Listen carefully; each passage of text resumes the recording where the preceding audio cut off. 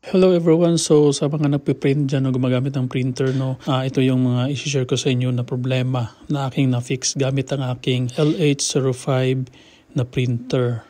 So ang nangyayari kasi yung PVC ko na ID card is pag sinasaksak ko siya is bumabalik or niluluwa niya yung tray.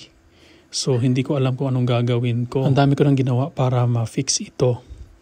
Inulit-ulit ko siya sa pagpasok.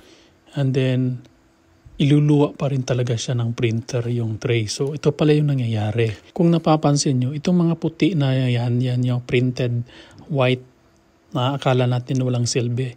Yun pala yung pinaka-gamit niya. Yun pala yung pinaka-binabasa ng sensor niya sa loob para mabasa ang tray.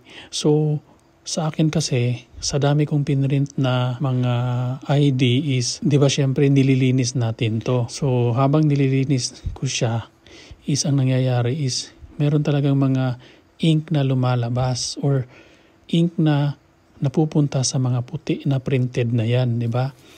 Tingnan nyo.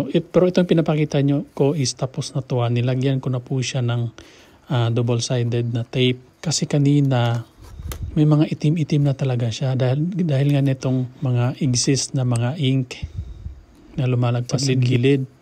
Ayan, so nalalagyan niyang mga puti niya. So, ang nangyayari katagalan is maitim-itim na siya, ang dami niya ng dumi. So, halos nabubura na yung printed na white na binabasa ng ating sensor sa loob. Kaya ang ginawa ko is nilagyan ko siya ng sticker na white, no? Para maging kapareho lang siya. Pero itong ginamit ko talaga is yung tawag dito, yung double-sided na tape kasi wala akong ibang makita na white na sticker para lang magiging white siya ulit na matanggal yung mga dumi-dumi. Naghahanap kasi ako ng Pilox, wala naman akong mahanap.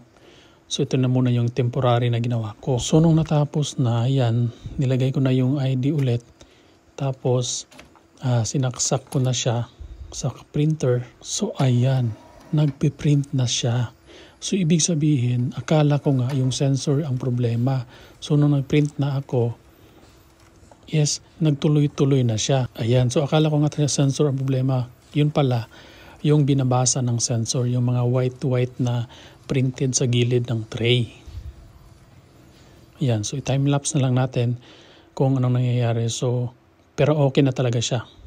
Ayan, so yun lang isi-share ko sa inyo sa mga gumagamit ng LH05 na Epson kapag nagpiprint kayo ng PVC ID na pareho ng problema sa akin. Ayan, okay na agad siya.